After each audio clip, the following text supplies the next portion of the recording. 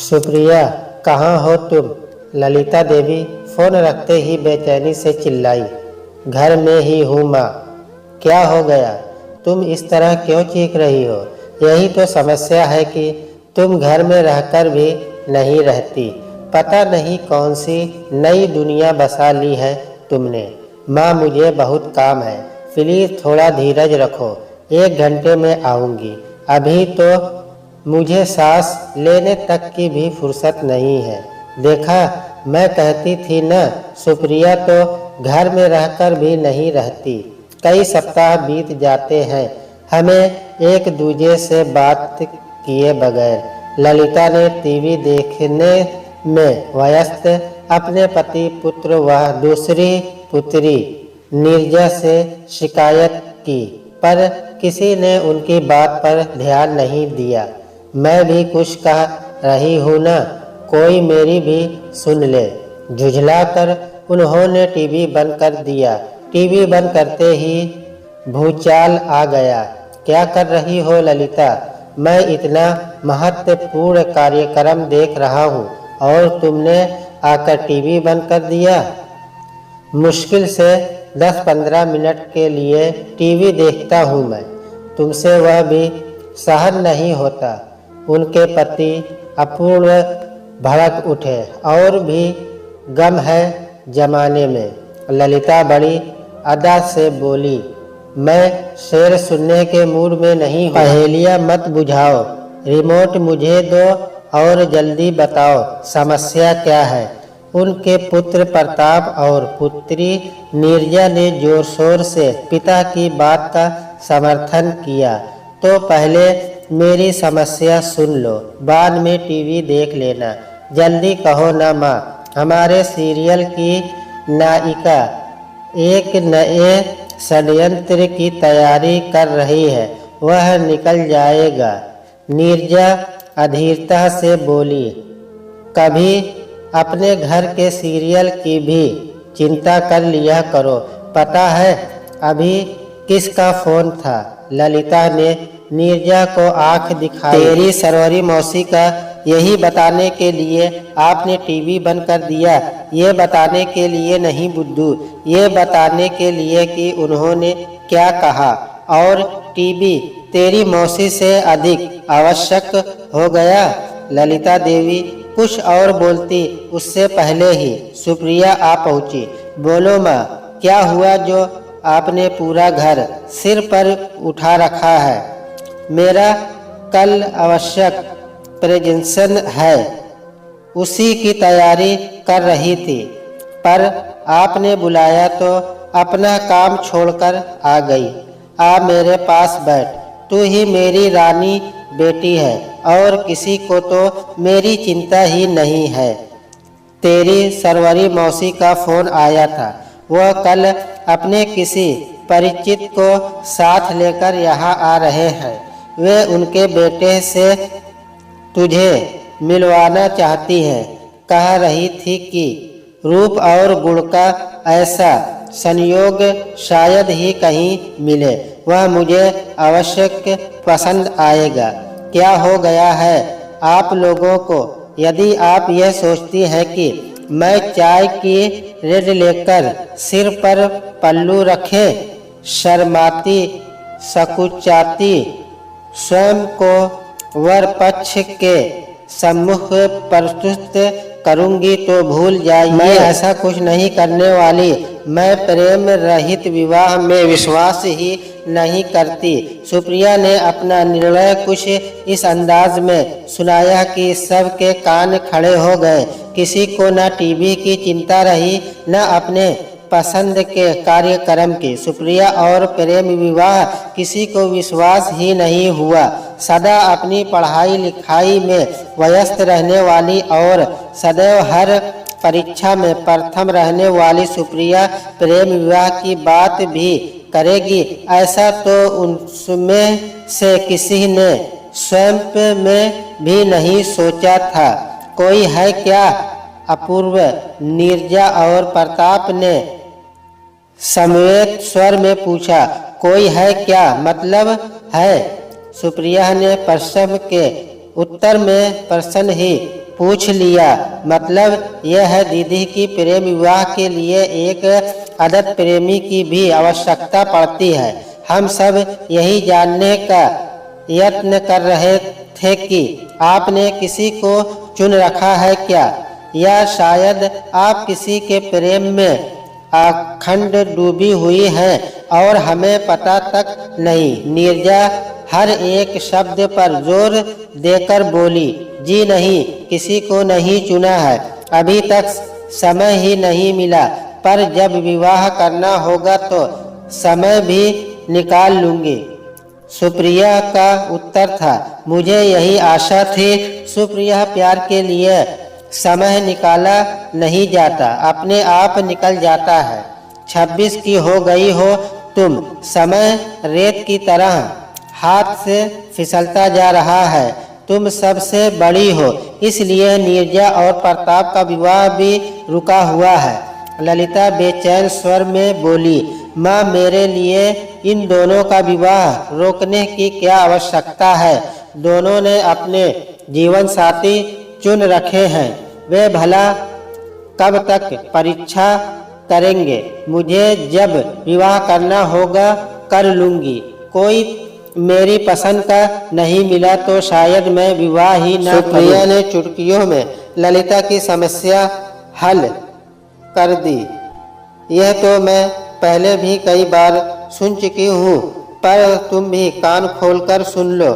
हमारे संस्कार ऐसे नहीं है कि बड़ी बहन बैठी रहे और छोटे भाई बहनों का विवाह हो जाए। पापा, आप कुछ कहिए ना। माँ तो जिद पकड़ कर बैठी है। मेरे कारण प्रताप और नीरजा का विवाह रुक कर रखने की क्या तुक है? वे क्या बोलेंगे? उन्होंने तो यह समझ ही नहीं आता कि विवाह भी जीवन का एक महत्वपूर्ण हिस्सा है। यो भी हर चीज का एक समय होता है। वे तो तुम्हारी उपलब्धियों का ख्याल करते नहीं थकते। बस एक बात इनकी समझ में नहीं आती कि अच्छा सा वर देखकर तुम्हारे हाथ पीले कर दे। ललिता, प्लीज, क्यों बैठे बिठाए घर में तनाव पैदा कर देती हो? हाँ, मुझे गर्व है कि सुप्रिया मेरी बेटी है। कभी 90% से कम अंक नहीं आए हैं इसके। इतनी सी आयु में अपनी कंपनी की वाइस प्रेसिडेंट है। यहाँ तक पहुँचने के लिए कड़ी मेहनत की है इसने। 4 लोग इसकी प्रशंसा करते हैं तो अच्छा लगता है। अपूर्व ने बीच में ही टोक दिया, वह सब तो ठीक है, पर पिता होने के नाते आपका भी कुछ फर्ज है या नहीं? सुप्रिया से पहले प्रताप और नीरजा का विवाह हो गया तो ये लोग ही बातें बनाएंगे। माँ, समय बदल चुका है। सब अपने जीवन में इतने व्यस्त हैं कि दूसरे के लिए समय ही नहीं है। कोई कुछ नहीं कहेगा। आप निश्चिंत होकर इन दोनों के विवाह की तैयारी कीजिए। मुझे भी तो कुछ आनंद उठाने दीजिए। मेरे बाद इनका विवाह हुआ तो मैं भला जी खोलकर खुशियाँ कैसे मना पाऊंगी? अच्छा, मैं चली, बहुत काम पड़ा है। सुप्रिया उठ खड़ी हुई। रुक जा, खाना खाकर जा, नहीं तो फिर परेशान करेगी। ललिता अनमने स्वर में बोली। खाने की मेज पर भी यही वाद विवाद चलता रहा। सरवरी दीदी अपना समझकर ही तो मदद कर रही हैं। कितनी आशा लेकर आएंगी वे जब उन्हें पता चलेगा कि ये महारानी तो विवाह के लिए तैयार ही नहीं है, तो क्या बीतेगी उन पर? मैं तो सोच रही हूँ कि उन्हें फोन करके मना कर दूँ। ललिता देवी अब भी अपनी ही धुन में थी। नहीं माँ, ऐसा मत करो, मौसी बुरा मान जाएगी। ठीक कह रही है नीरजा। पहले से ही यह सोचकर बैठ जाना कि हम तो किसी से मिलेंगे ही नहीं। कहा कि बुद्धिमानी है। सरवरी दीदी किसी को लेकर आ रही है तो कुछ सोच समझ कर ही ला रही होंगी। सुप्रिया, इस बारे में मैं तुम्हारी एक नहीं सुनूंगा। तुम्हारी माँ जो कह रही है तुम्हारे भले के लिए ही कह रही है। तुम्हें उनकी बात का सम्मान करना चाहिए। अपूर्व ने पत्नी का पक्ष लेते हुए कहा, ठीक है, मैं आपके अतिथियों से मिल लूंगी, बस इतना ही अवश्यंत दे सकती हूँ। क्या करूँ? न आपको नाराज कर सकती हूँ न सरवरी मौसी को। सुप्रिया ने हथियार डाल दिया। वह नहीं चाहती थी कि यह बहस और लंबी खींचे। परिवार का अवसर पाकर ललिता तैयारियों में जुट गई। घर को सजाने संवारने का काम वे रात में ही पूरा कर लेना चाहती थी। अगला दिन तो खाने पीने की तैयारियों में ही बीत जाएगा। लगभग 1 बजे जब सुप्रिया अपना लैपटॉप बंद कर सोने चली तो पाया कि ललिता देवी अब भी नए कुशन कवर लगाने में जुड़ी है।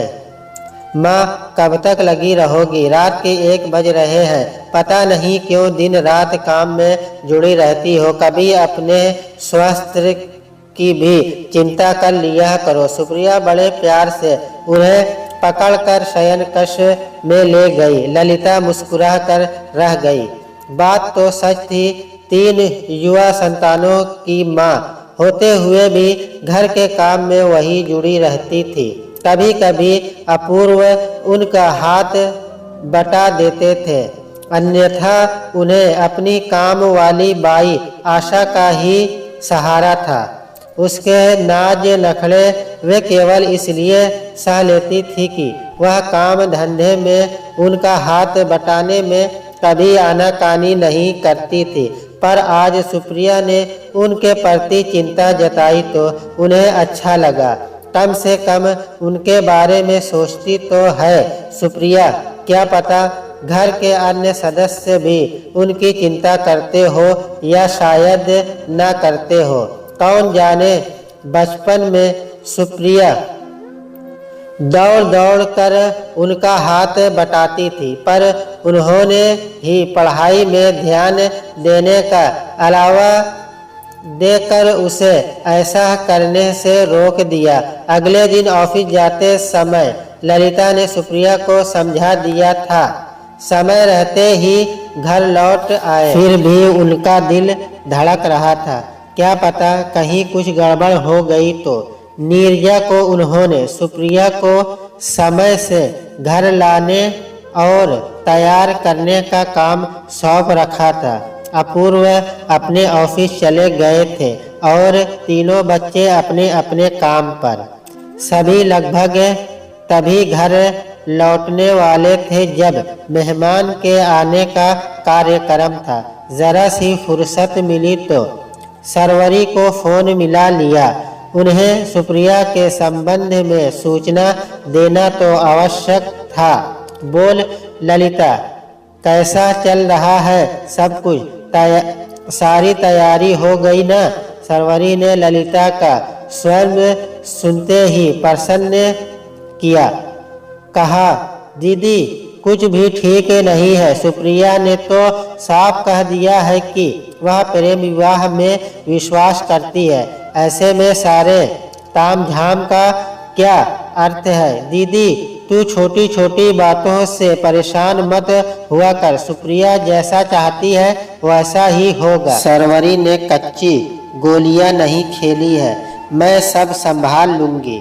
सरवरी ने आश्वासन दिया। ठीक है दीदी, पर मुझे बहुत डर लग रहा है। सुप्रिया आजकल की लड़कियों जैसी नहीं है। आप तो उसे अच्छी तरह जानती हैं। वह तो आसानी से किसी से मिलती जुलती भी नहीं। चिंता मत कर, सुप्रिया बहुत समझदार है। अपना भला बुरा भली प्रकार समझती है। वह जो भी निर्णय लेगी सोच समझ कर ही लेगी। चल ठीक है, फिर मिलते हैं शाम को। सरवरी ने उन्हें धीरज बंधवाया। सुप्रिया के घर लौटते ही गतिविधियों तेज हो गई। नीरजा अपने साथ अपनी 2 ब्यूटिशियन सहेलियों को भी लाई थी। तीनों ने मिलकर सुप्रिया को तैयार किया। मेरी बेटी को किसी की नजर न लग जाए। ललिता सुप्रिया को देखते ही खिल उठी। काला टीका लगा दो माँ, दीदी है ही इतनी सुंदर कि जो देखे देखता ही रह जाए। नीरजा हंसी। तुम लोगों को भी मुझे बनाने का अच्छा अवसर सुप्रिया हंस दी थी। अपूर्व और प्रताप में सजाने में ललिता की सहायता कर रहे थे। हमारे समय में विवाह संबंध इसी तरह पक्के किए जाते थे।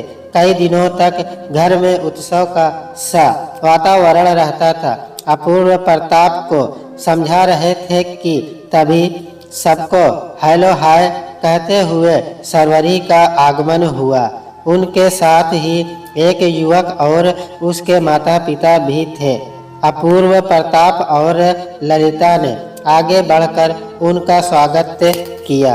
पहले औपचारिकता और फिर औपचारिकता बातचीत होने लगी।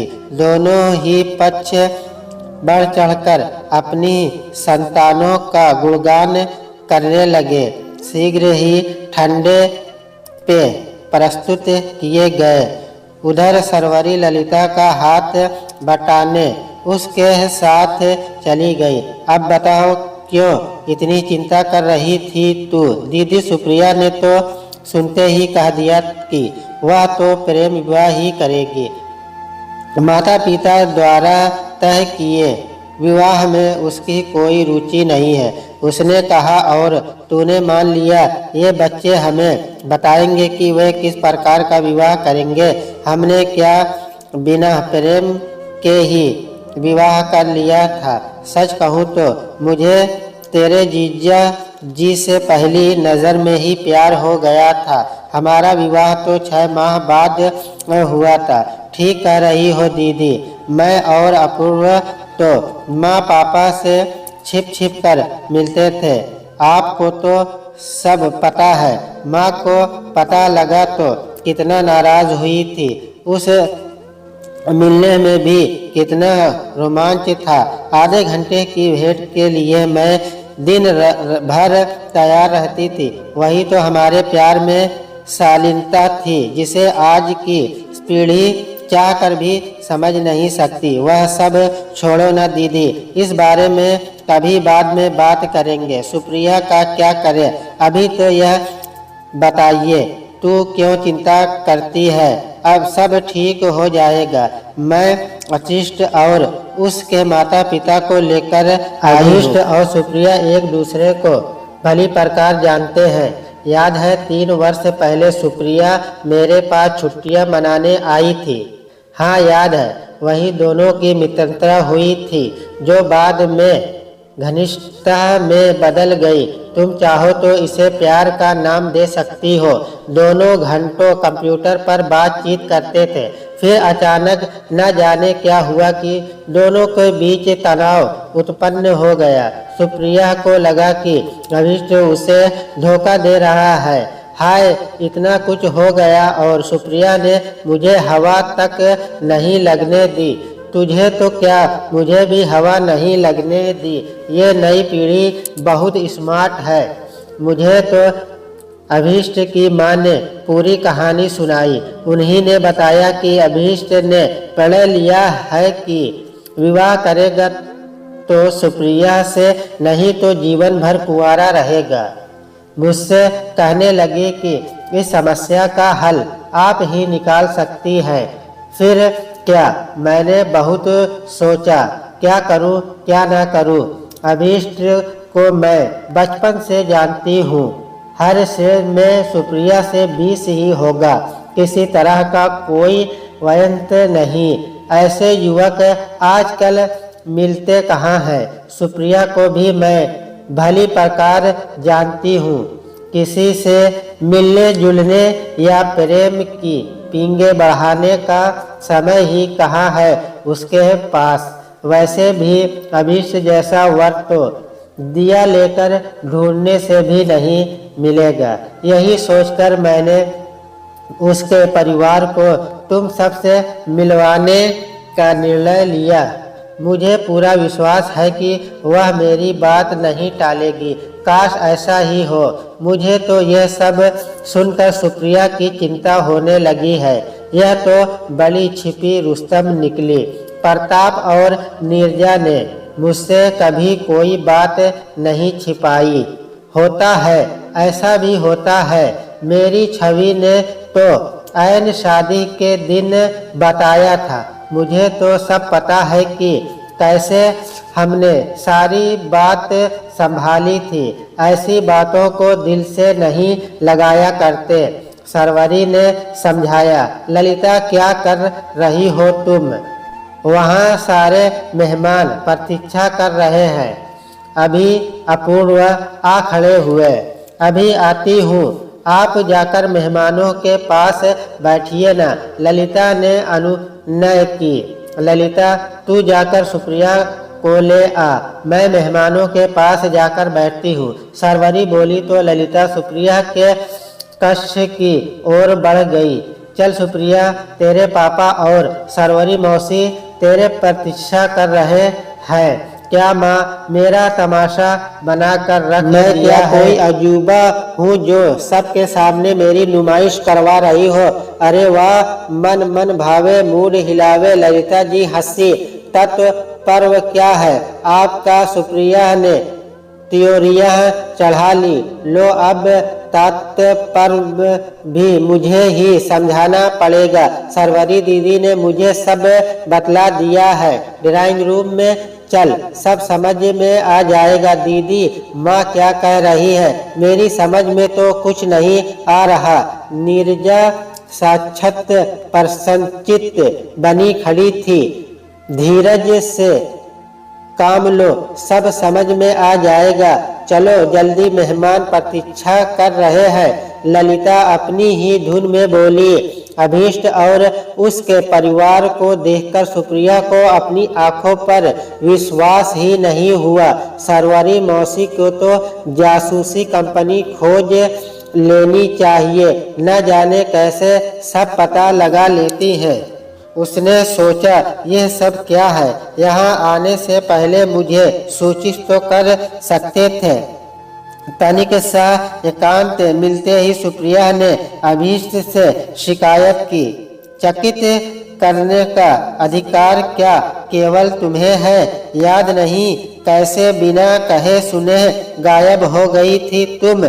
मैंने भी कसम खाई थी कि तुम्हें ढूंढ कर ही दम लूंगा। भला हो सरवरी आंटी का, जिन्होंने मेरा काम आसान कर दिया। तुम्हारी सुनियता का क्या हुआ? फिर वही सुनयना पुराण। मैंने तुम्हें पहले भी समझाया था कि मैं किसी सुनने को नहीं जानता, पर तुम हो कि सुनने को तैयार ही नहीं हो। लो और सुनो। उसने स्वयं मुझे फोन करके बताया था कि तुम उससे अथाह प्रेम करते हो और विवाह उसी से करोगे। मुझे क्या पता किसने तुम्हें यह शुभ समाचार दिया था, पर इस बात का दुख अवश्य है कि तुम्हें मुझसे अधिक किसी अनजान के फोन पर विश्वास है।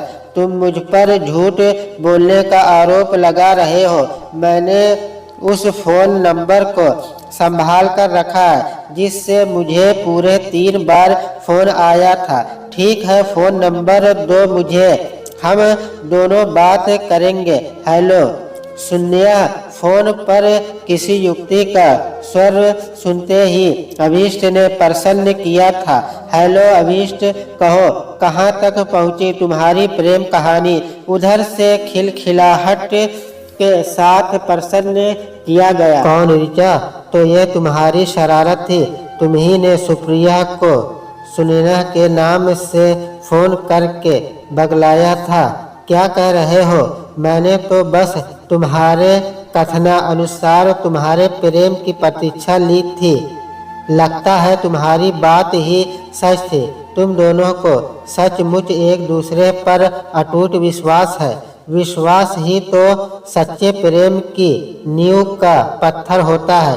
ठीक कह रही हो तुम। सुप्रिया तो ये मानने को तैयार ही नहीं थी कि मेरे जीवन में कोई और लड़की भी हो सकती है। फिर भी वह यह जानने को बहुत उत्सुक थी कि उसे कई बार फोन किसने किया था। मुझे क्या पता था कि तुम सुनयना बनकर फोन कर रही थी। अब तुम ही उसे समझा दो। अभीष्ट ने फोन सुप्रिया को थमा दिया। हाय सुप्रिया, कैसी हो? अभीष्ट ने तुम्हारे बारे में इतने विस्तार से बताया कि ऐसा आभास हो रहा है मानो तुम मेरी आंखों के सामने बैठी हो। आशा है हम शीघ्र मिलेंगे। मैंने ही तुम्हें नेहा के नाम से फोन किए थे। मेरी अभीष्ट से शर्त लगी थी कि आजकल का काम चलाओ प्रेम जरा सा झटका भी नहीं सह सकता। उसने मुझे चुनौती दी थी कि मैं चाहूँ तो परीक्षा ले सकती हूँ, तो मैंने वही किया। पर मुझे प्रशंसा है कि अभीष्ट की जीत हुई। ऋचा ने सब कुछ स्वर्ण कर लिया। पर तुम हो कौन?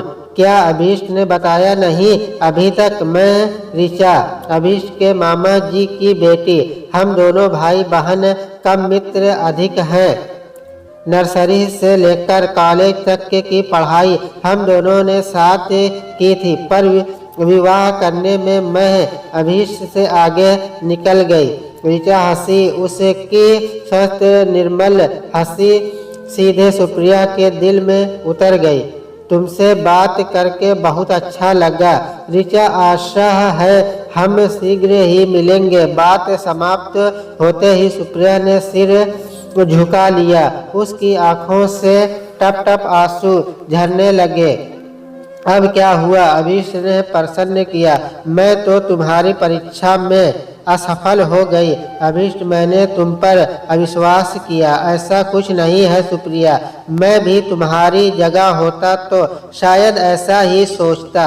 प्रेम को विश्वास में बदलने में तो सारा जीवन लग जाता है। अब शीघ्रता से अपने आंसू पोंछ लो। सब हमारी प्रतीक्षा कर रहे हैं। सुप्रिया आंसुओं के बीच भी मुस्कुरा दी थी। सरवरी ने सुप्रिया को देखा तो आंखों ही आंखों में ललिता को बता दिया कि उनका परिश्रम व्यर्थ नहीं गया है। ललिता अपनी दीदी की योग्यता की कायल हो गई थी।